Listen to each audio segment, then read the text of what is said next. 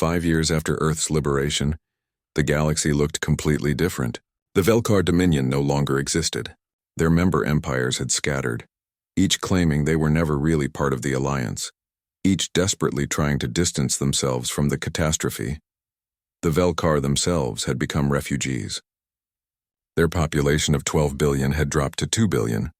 The survivors lived in hidden colonies on the edge of civilized space, always moving, always afraid. Human fleets still hunted them, but less frequently now. The rage was cooling, replaced by something more calculated. Earth had transformed. The ruins were gone, replaced by new cities that gleamed in the sun. Human architecture had changed, influenced by the technology they had developed during their exile. Buildings reached toward the sky in impossible curves held up by gravity manipulation. Gardens covered every rooftop, fed by atmospheric processors that cleaned the air. The population was growing rapidly, 7 billion now, with projections of reaching 12 billion again within 20 years. But these weren't the same humans who had been conquered. Dr. Rothschild's research had proven that. The new generation was different, enhanced, evolved. Kira Okonkwo stood at a podium in the rebuilt Geneva, facing representatives from 40 different species. She was 31 years old now, and had been elected Chancellor of the Terran Commonwealth 3 months ago. The job was impossible, but so was surviving 50 years of occupation, and humanity had done that too. "Thank you for coming," she said to the assembled aliens. They watched her with expressions ranging from curiosity to barely concealed fear. Humanity had gone from conquered species to galactic superpower in just 5 years. That kind of change made everyone nervous. "We called this summit to discuss the future," Kira continued. "The Velkar are no longer a threat, but the galaxy is still full of questions. What happens now? What kind of power will humanity be? Will we conquer as we were conquered?" A representative from the Keltharan Empire stood up. "That's exactly what we're afraid of. You've shown us what happens when someone threatens you. You don't just defeat them, you erase them." "The Velkar tried to exterminate us," Kira said calmly. "We responded proportionally. By destroying their entire civilization? They're still alive. That's more than they gave us." The room fell silent. Admiral Chen stood in the back, wearing her full military uniform, a reminder that humanity's military power was still very real and very present. Another alien, a Preshevar diplomat named Colvin, spoke up. "Chancellor, we need to know, what are humanity's intentions? Are you going to build an empire?" Kira looked at the assembled species. Some had been conquered by the Velkar. Some had been allies of the Dominion. All of them were afraid. "We're not building an empire," she said. "We're building something different. A commonwealth. A defensive alliance where member species maintain their independence, but agree to collective security. If someone attacks one member, they attack all members. Led by humanity," Colvin said. "Led by whoever can best defend against the next threat," Kira corrected. "Right now, that's us. We have the technology, the military, the infrastructure, but we're not dictators. We're protectors. Why should we trust you?" asked the Keltharan. Kira smiled, but it wasn't a warm smile. "Because we're giving you a choice the Velkar never gave us. Join willingly or stay independent. But know this. If you ever threaten another species the way the Velkar threatened us, we'll come for you. And you've seen what happens when we come for someone." Over the next year, 23 species joined the Terran Commonwealth. They signed defensive pacts, opened trade agreements, and integrated their technologies with human systems. It wasn't an empire in the traditional sense, but it was human-dominated. Earth's military protected the member worlds. Earth's technology drove their economies. Earth's cultural influence spread across the galaxy. Some species resisted. The Zarkot hegemony refused to acknowledge human authority. They had been a major power before the Velkar, and they saw the Terran Commonwealth as just another upstart species that would eventually fade. "Humanity is a flash in the pan," their leader declared. "Give them a century and they'll collapse like all young species do. We've lasted 10,000 years. We'll outlast these primitives." Admiral Chen sent them a message. "Just 4 words, and do not test us." The Zarkot ignored the warning. They began building up their military, making aggressive moves toward Commonwealth territories and spreading propaganda about human weakness. Chen sent 1 battle group to their capital world. Just 30 ships. The Zarkot had 1,000 ships defending their homeworld. They thought they were safe. The human fleet appeared from slipspace in perfect formation. They didn't attack immediately. Instead, they broadcast a demonstration. One human ship fired a single quantum torpedo at Zarkot's moon. The moon didn't explode. It simply ceased to exist. The quantum warhead had destabilized the moon's atomic structure, converting all matter into energy in a fraction of a second. The flash was visible from everywhere on the planet. "This is Admiral Chen," the broadcast said. "We can do this to your planet. We can do it to every planet in your territory. We'd rather not, but we will if you force us. Stand down." The Zarkot surrendered within an hour. The galaxy learned fast. You didn't threaten humanity. You didn't attack their allies. You didn't even make aggressive gestures, because humanity had moved beyond conventional military power. They had weaponized physics itself. But not everyone in humanity was comfortable with their new role. On Earth, protests began forming. People who had survived the occupation, who remembered what it was like to be oppressed, who worried that they were becoming what they had fought against. "We're using fear to control the galaxy," argued Professor Michael Torres during a televised debate. "That's exactly what the Velkar did. We're repeating the cycle."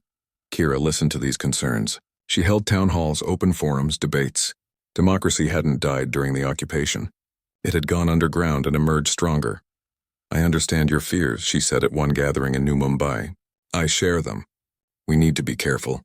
We need to make sure we're protecting, not conquering. That's why we have laws, why we have oversight, why we maintain democratic institutions." "But what happens in 100 years?" someone asked. "When the people who remember the occupation are gone? What happens when a new generation has only known power? Won't they abuse it?" "Maybe," Kira admitted. "That's why we need to build systems that outlast us. Rules that bind even the strong. A commonwealth based on law, not force." Dr. Rothschild continued his research on human evolution. The changes were stabilizing now, becoming part of baseline human genetics. Future generations would be stronger, faster, more resilient than their ancestors. But Rothschild worried about other changes too. "We're becoming more aggressive," he told Kira privately. "The evolutionary pressure selected for fighters, for survivors. The new generation has enhanced physical capabilities but also enhanced aggression. They're quicker to anger, slower to forgive." "Is that permanent?" "Evolution doesn't work that fast. Give it a few generations in peacetime and we might revert. But right now, we're a warrior species whether we like it or not. The Terran Commonwealth established strict rules for its military. Human forces would only respond to attacks, never initiate them. They would protect member species but not interfere in their internal affairs. They would maintain overwhelming force but use it sparingly. These rules were tested when a species called the Vrentak started a civil war. One faction asked for Commonwealth intervention. The other faction said that would be invasion. "We don't interfere," Kira told the faction requesting help. "Send us refugees and we'll protect them. But we won't choose sides in your war. But we're Commonwealth members, and we'll defend you from outside threats. This is an inside threat. That's your problem to solve." The Vrentak civil war raged for 3 years. Commonwealth ships sat at the edge of their system, protecting refugee ships but not intervening. Eventually, the moderate faction won, and they thanked the Commonwealth for not making things worse. "That was hard," Admiral Chen said to Kira afterward. "Harder than attacking would have been," Kira agreed. "But necessary. We need to prove we're not conquerors." 10 years after liberation, something unexpected happened. A Velkar delegation requested entry to Earth. The response was immediate and furious. Protesters filled the streets. Veterans demanded the delegation be turned away. Survivors of the occupation called for the Velkar to be arrested the moment they arrived. Kira held an emergency cabinet meeting. "We have to receive them." "Like hell we do," General Rodriguez said. He had lost his entire family in the occupation. "They don't get to walk on our soil. If we refuse to talk to them, we're no better than they were," Kira argued. "Besides, I want to hear what they have to say." The Velkar delegation arrived on a small unarmed ship. There were 3 of them, led by someone who introduced herself as Diplomat Sharvek. She had been an intelligence officer during the occupation. Now she was something else, something defeated. "Chancellor," Sharvek said, bowing deeply, "thank you for seeing us." "I haven't decided whether to see you or execute you," Kira said coldly. "Make your case quickly. We want to ask for protection, the Terran Commonwealth's protection." Inside Michael Torres's body, a war was happening that he knew nothing about. He sat in his apartment in Mexico City, eating breakfast and watching the news. The news talked about aliens, about first contact, about how exciting everything was. Michael didn't care much. He had work in an hour. He didn't know that he had breathed in the alien plague 30 minutes ago. A woman on his morning train had come from the orbital station. She had coughed once, spreading billions of microscopic killers into the air. Michael breathed them in without noticing. The alien pathogen entered his lungs and immediately went to work. It was designed by the greatest biological engineers in the Kethra Coalition. It had taken them 50 years to create. It could adapt to any immune system, attack any cell type, survive in any environment. It had killed 17 different alien species. Humans should have been easy. The pathogen split into millions of copies inside Michael's bloodstream. Each copy searched for cells to invade.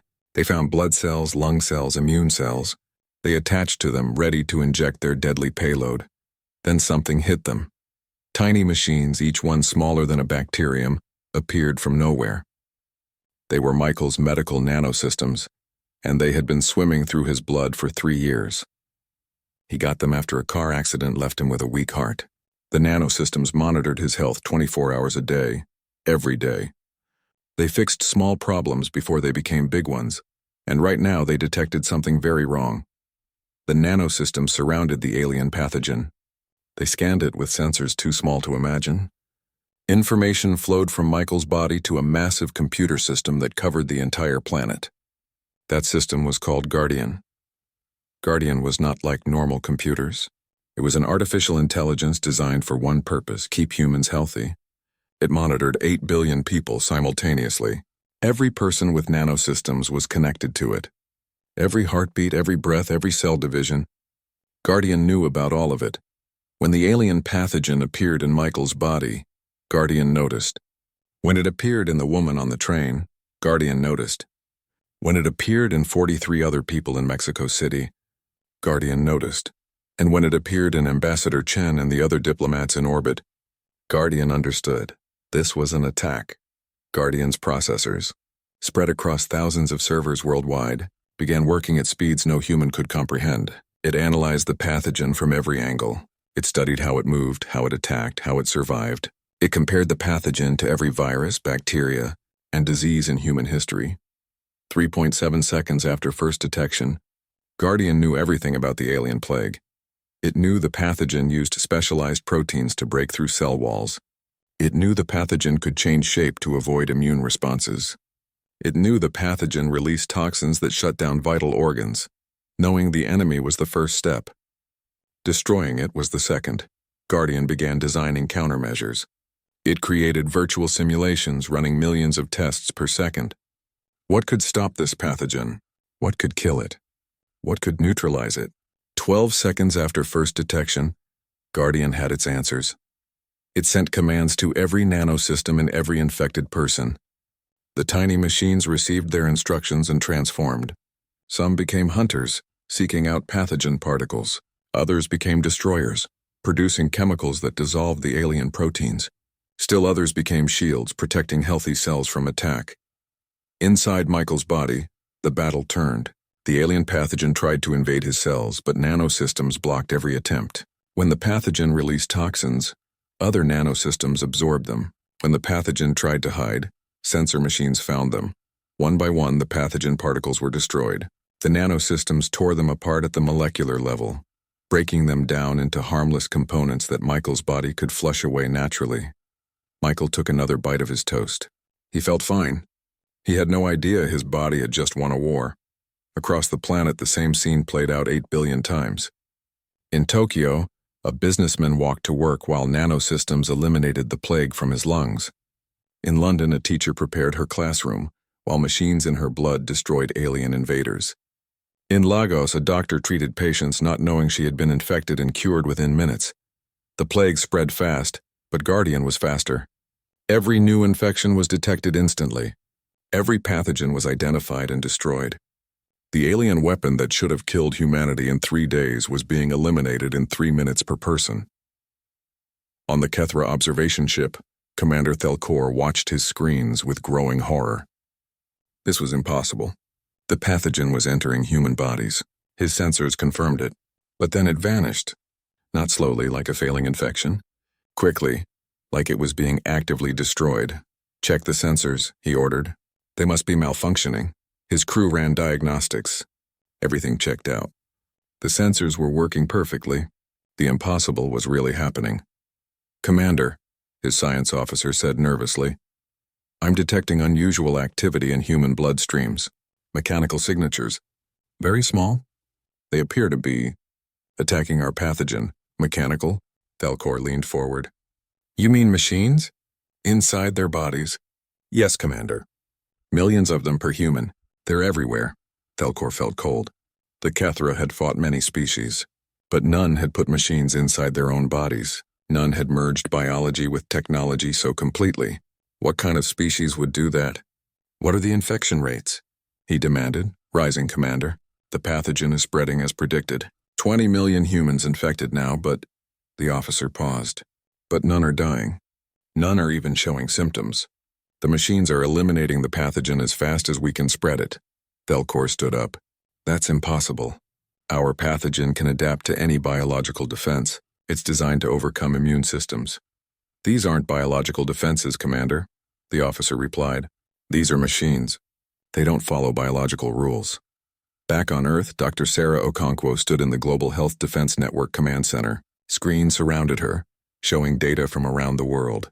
Every screen told the same story. Infections detected, infections neutralized, infections eliminated. "How many infected total?" she asked. 43 million and rising, her assistant replied. "But recovery rate is 99.98%. The ones who haven't recovered yet were only infected in the last minute." Sarah shook her head in amazement. The Kethra used a biological weapon against the one species that had already mastered fighting biological weapons. "They might as well have thrown rocks at a tank." "What do we do now?"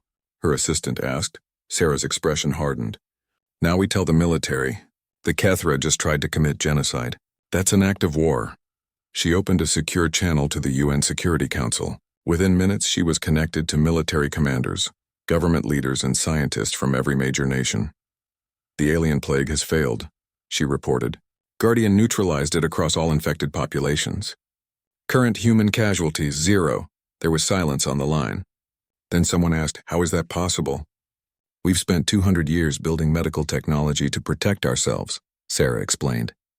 "After the pandemics of the 21st century, we swore we'd never be helpless against disease again. We built Guardian, we created nanosystems. We made sure every person on Earth had access to the best medical protection we could design. The Kethra didn't know any of this. They should have researched us better," Admiral James Park said.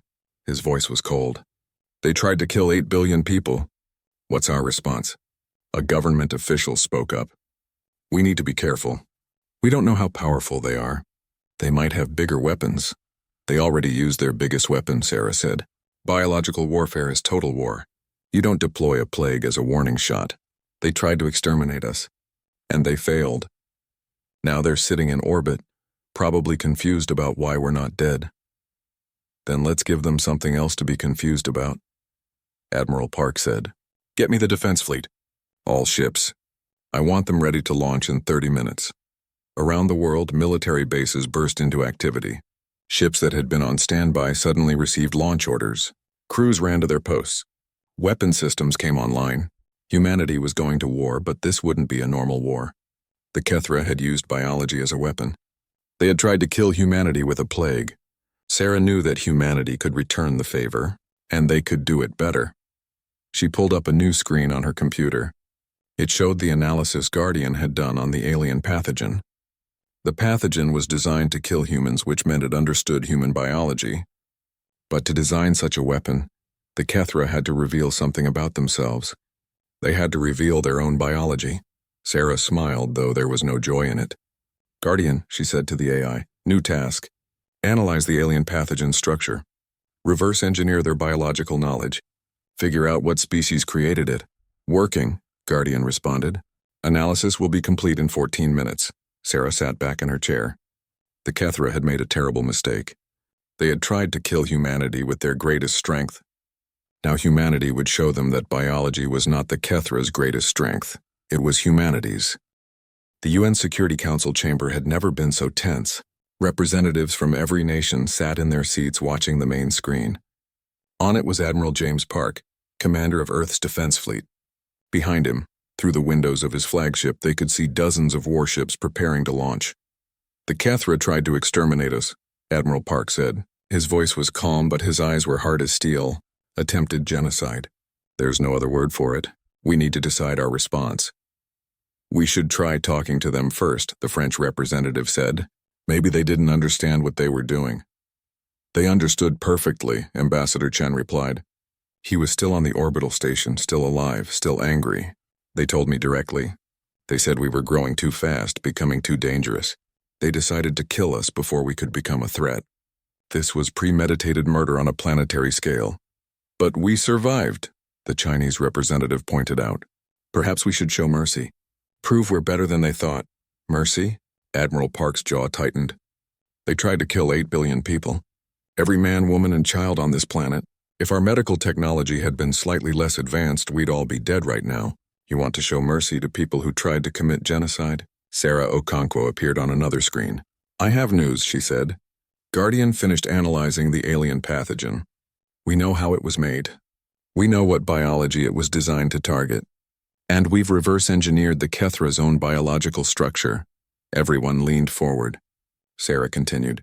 "The pathogen was specifically engineered to kill humans. But to make something that specific, you need detailed knowledge of your target. The Kethra included that knowledge in the pathogen's design. Guardian used that information to work backwards." "What are you saying?" the British representative asked. "I'm saying we know everything about Kethra biology now," Sarah replied. "Their cellular structure, their immune systems, their weaknesses. Guardian can design a counter-weapon in approximately 2 hours. A pathogen that targets only Kethra biology. Nothing else." The chamber went silent. Everyone understood what that meant. Humanity could do to the Kethra exactly what they had tried to do to humanity. "Absolutely not," the Indian representative said firmly. "We can't become like them." "We can't use biological weapons, and why not?" Admiral Park asked. "They use them on us first. Because we're supposed to be better than that," the German representative said. "We're supposed to show the galaxy that humans are civilized, peaceful, advanced. If we use biological weapons, we're no different than the Kethra." "We are different," Sarah said quietly. "The Kethra's weapon was designed to kill indiscriminately, to cause suffering, to make death slow and painful. We wouldn't do that. Guardian can create something precise, controlled, reversible." "Reversible?" Chen asked. "Yes," Sarah explained. "Unlike the Kethra plague, ours would be connected to Guardian. We could control it remotely. Turn it on, turn it off, adjust its intensity. It would only affect Kethra biology, leaving any other species on their ships completely safe. And most importantly, we could cure it instantly if they surrender." Admiral Park nodded slowly. "A weapon with a safety switch. I like it." "I don't," the French representative said. "It's still a biological weapon. It's still wrong." "Is it wrong to defend ourselves?" the American representative asked. "The Kethra fleet is still out there. They're watching us. They know their plague failed. What do you think they'll do next? Send flowers and apologize? No, they'll try something else. Maybe kinetic bombardment. Maybe nuclear weapons. Maybe they'll just ram their ship into a city. We need to neutralize them as a threat," Admiral Park said. "Permanently. The question is how. Do we destroy their ships and kill everyone aboard, or do we give them a chance to surrender?" "The weapon Sarah described gives us leverage," Chen said. "We can threaten them with their own tactic.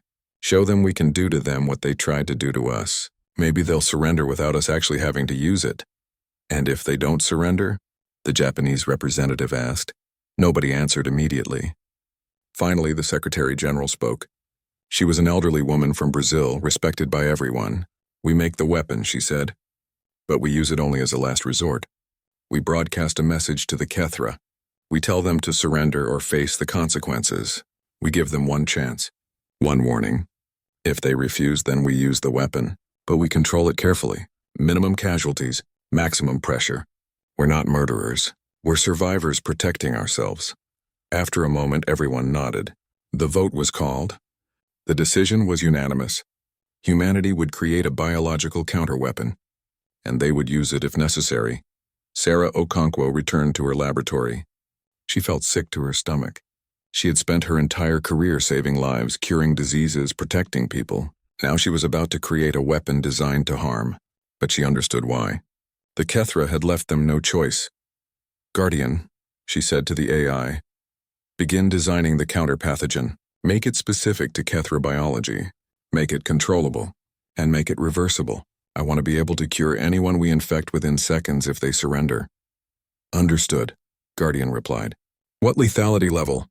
Sarah hesitated. "Start with non-lethal. Make them sick, make them weak, but don't kill them. We can always increase intensity later if needed." "Working," Guardian said. "Estimated completion time, 1 hour, 43 minutes. Sarah sat down and put her head in her hands. She thought about the Kethra, about what they had tried to do. Part of her wanted revenge, wanted them to suffer the way they had intended humanity to suffer. But another part of her, the doctor part, rebelled against the idea of causing deliberate harm. "Am I doing the right thing?" she asked aloud. "You are protecting 8 billion lives," Guardian replied. The AI's voice was calm, logical. The Kethra demonstrated hostile intent and capability. They will likely attack again. This countermeasure provides deterrence and defense. "It is necessary." "Necessary," Sarah repeated. That's what the Kethra probably thought too. That killing us was necessary. "The difference is intent," Guardian said. "They attacked first. They chose genocide. You are responding to defend humanity. Context matters." Sarah nodded slowly. Guardian was right. This wasn't the same. The Kethra had tried to murder humanity without warning, without provocation. Humanity was just defending itself. In space, Admiral Park's fleet assembled, 47 warships from small frigates to massive battleships. Humanity's entire space navy, built over the last 50 years. They had never been used in real combat before. Today might be different. Park stood on the bridge of the UNS Endurance, his flagship. Around him, crew members worked at their stations. Everyone was tense. Everyone knew what was about to happen. "Status on the Kethra ship?" Park asked. "Still in position, sir," the sensor officer reported. "Same location, same distance. They're watching us but not moving." "They're probably confused," Park's second-in-command said. "Their plague failed. We're all still alive. They must be trying to figure out what went wrong." "Let's help them understand," Park said. He opened a communication channel. "This is Admiral James Park of the United Nations Space Fleet. I'm sending a message to the Kethra vessel. Broadcasted on all frequencies. Channel open, sir." Park took a deep breath. "Attention, Kethra Coalition ship. Your attempt to exterminate humanity has failed. Your biological weapon was detected, analyzed, and neutralized within minutes of deployment. 0 human casualties. Your attack was an act of war, and we are responding accordingly. You have 1 hour to surrender your vessel and submit to human authority. If you refuse, we will demonstrate exactly what happens when you attack humanity with biological weapons. You chose this fight. Don't force us to finish it." He closed the channel. Around the bridge, crew members looked at him with a mixture of respect and fear. They all knew what he meant. The counter-weapon, the plague that humanity was designing right now. "Do you think they'll surrender, sir?" a young officer asked. "I doubt it," Park replied. "They're probably too proud, too sure of themselves. But we have to give them the chance.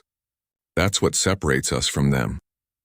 We offer mercy, even to those who showed us none." On the Kethra ship, Commander Thelkor listened to the human message. His crew stood around him waiting for orders. "They're bluffing," his weapons officer said. "Humans are weak. They barely have space technology. They can't threaten us," but Thelkor wasn't so sure. The humans had survived the plague. That alone was extraordinary. No species had ever survived the plague before. And the way they survived, with machines inside their bodies, showed technological sophistication the Kethra hadn't expected. "What if they're not bluffing?" his science officer asked nervously. "What if they really can hurt us?" "Then we fight," Thelkor said.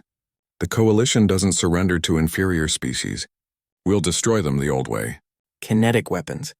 "Explosive projectiles. They may have good medicine, but they can't cure being blown up."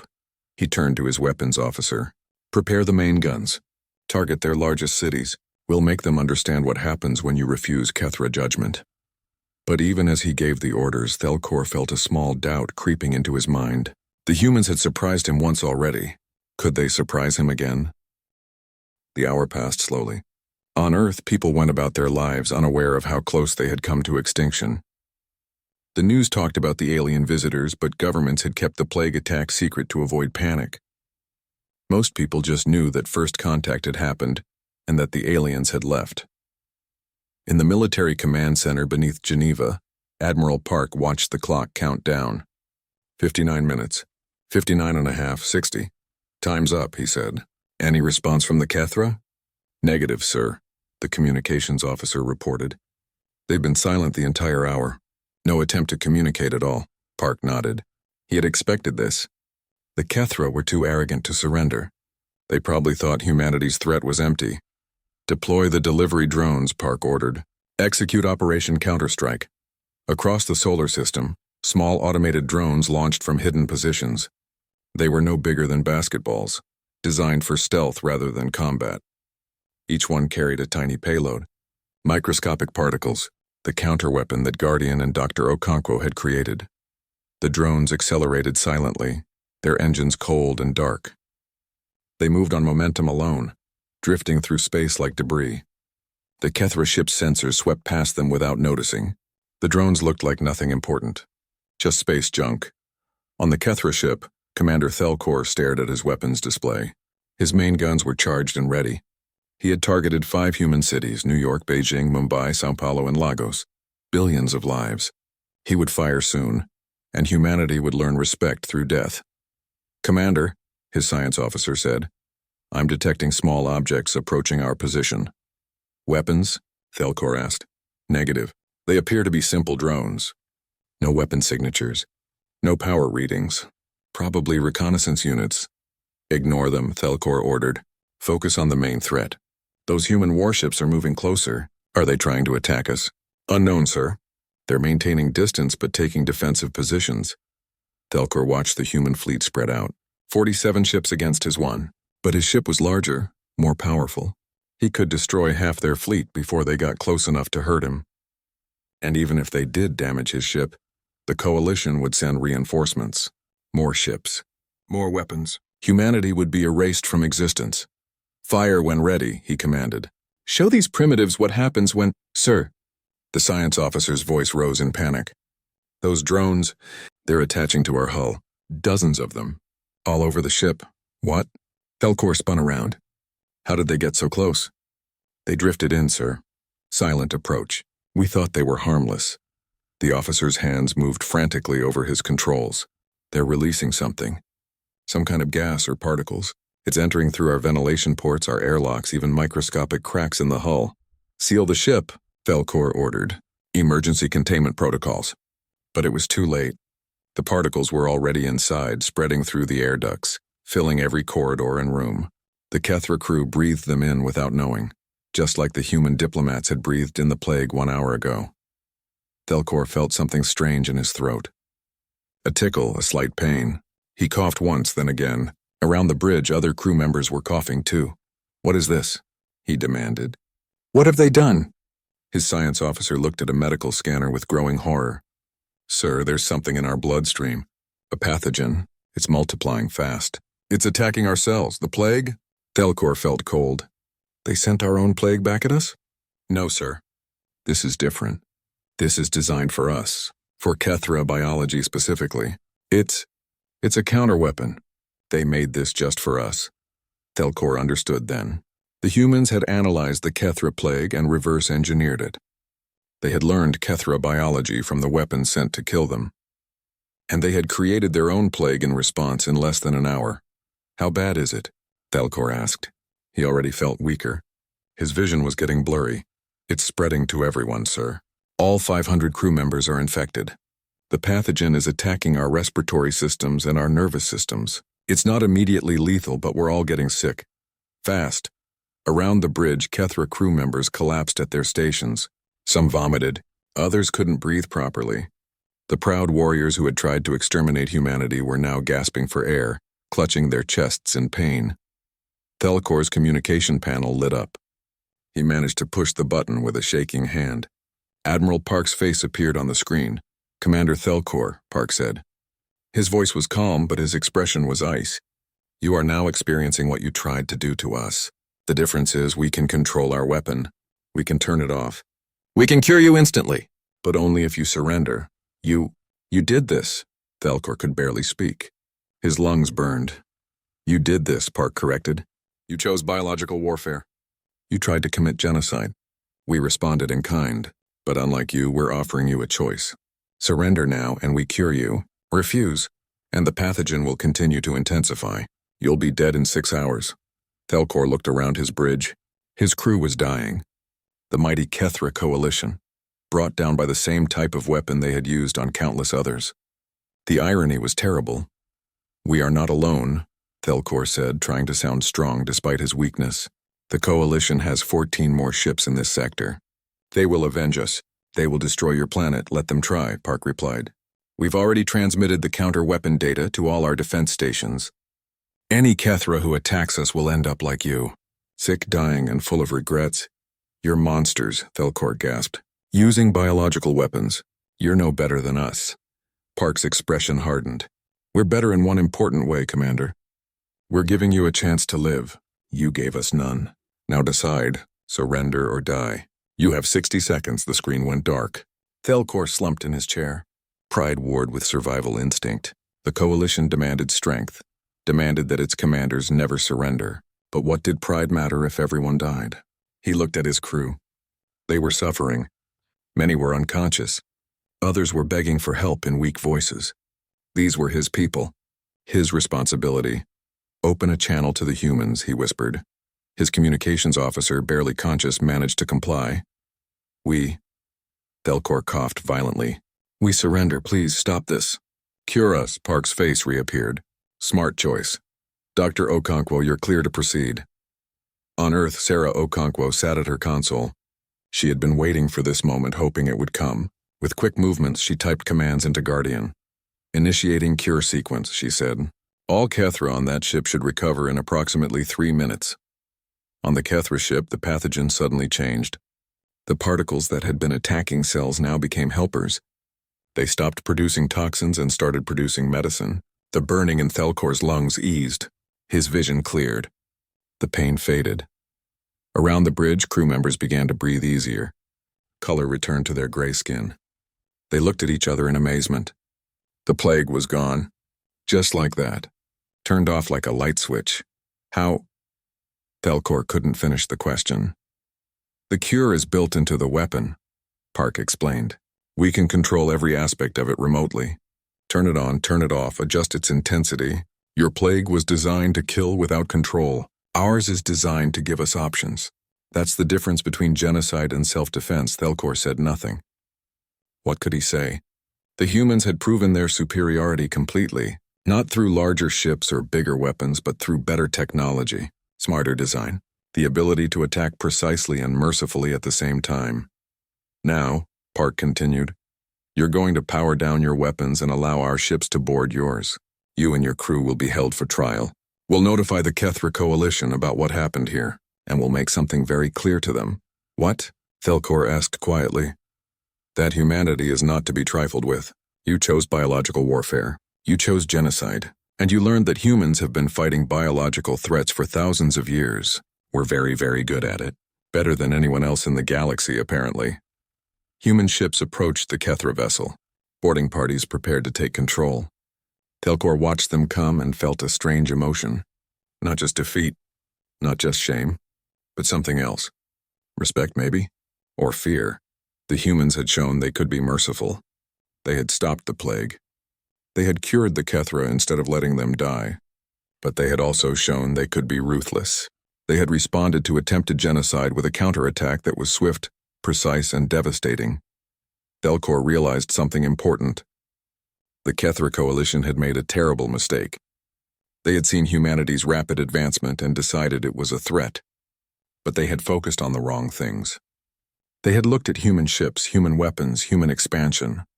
They hadn't looked at human medicine, human biology, human survival adaptations. They had attacked humanity's greatest strength without realizing it, and now they would pay the price. As human soldiers boarded his ship, Thelkor thought about the message that would be sent to the Coalition, about how Earth had survived, about how humanity had fought back, about what would happen if any other Kethra tried to attack. The message was simple: leave humanity alone, or learn the same lesson Thelkor had just learned the hard way. 3 days after the Kethra surrender, Ambassador Chen stood in a courtroom unlike any in human history. It was built quickly in Geneva, designed to handle the first trial of alien beings by human law. The room was packed with representatives from every nation, reporters from around the world, and security personnel watching everything carefully. Commander Thelkor sat in the defendant's area with 4 of his senior officers. They wore restraints on their arms and legs. Human guards stood nearby, armed and alert. The Kethra looked smaller now, less threatening. Their gray skin seemed paler. Their black eyes showed something that might have been fear. The judge, a stern woman from Kenya named Judge Makina, called the court to order. "Commander Thelkor of the Kethra Coalition," she said, "you stand accused of attempted genocide against the human species.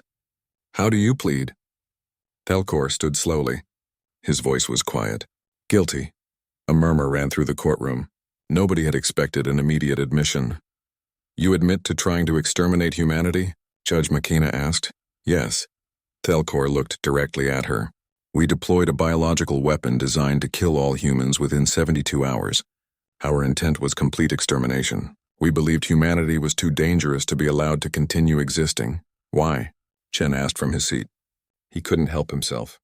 "Why did you think we were dangerous?" Thelkor turned to him. "You advanced too quickly. 300 years ago, you were primitive. You barely had machines. Now you travel between worlds. You create artificial intelligence. You modify your own biology. The Kethra Coalition has existed for 5,000 years, and we never advanced as fast as you did. It frightened us, so you decided to kill us all?" Chen's voice rose. "Based on fear? Based on what we might do in the future?" "Yes," Thelkor said simply. "We have done this before. 17 times. 17 species that showed rapid advancement, all eliminated before they could become threats to the Coalition. We thought you would be the 18th. The courtroom exploded in angry voices. Judge Makina had to bang her gavel repeatedly to restore order. When silence finally returned, she looked at Thelkor with disgust. "You're telling this court that the Kethra Coalition has committed genocide 17 times before?" "Yes, Your Honor, it is our policy. Rapid advancement indicates aggressive tendencies. We eliminate such species as a preventive measure. That's murder," Judge Makina said flatly. "Mass murder. 17 civilizations. How many beings died because of this policy?" Thelkor was silent for a moment. "Billions. Across all 17 species. Perhaps 50 billion total." The number hung in the air like poison. 50 billion lives. 50 billion individuals with families, dreams, futures. All erased because the Kethra feared what they might become. "And you saw nothing wrong with this?" Chen asked. "We believed we were protecting the galaxy," Thelkor replied. "The Coalition has maintained peace for 5 millennia. Part of that peace comes from preventing dangerous species from emerging. We thought we were doing the right thing." "You thought wrong," Judge Makina said. "This court finds you guilty of attempted genocide. Sentencing will be delivered after we hear from the rest of the galaxy." What she meant became clear an hour later. Earth had sent messages to the Kethra Coalition headquarters and to every other alien civilization humanity could detect. The messages explained what happened: the attempted genocide, the failed plague, the human response, and they included one important question: what should the galaxy do about this? Responses began arriving. The first came from the Kethra Coalition itself. Their High Council appeared on screen, a group of elderly Kethra in elaborate robes. Their leader, High Counselor Velnak, spoke in a tired voice. "Humanity of Earth," he said. "We acknowledge the crimes committed by Commander Thelkor and his crew. They acted on orders from this council. We take full responsibility. The policy of preemptive elimination was created by us, maintained by us, enforced by us. We are all guilty." He paused, seeming to age before everyone's eyes. "We created this policy 5,000 years ago after a war that nearly destroyed the Coalition. A younger species called the Vartok advanced rapidly and became aggressive. They attacked us without warning. Millions died before we defeated them.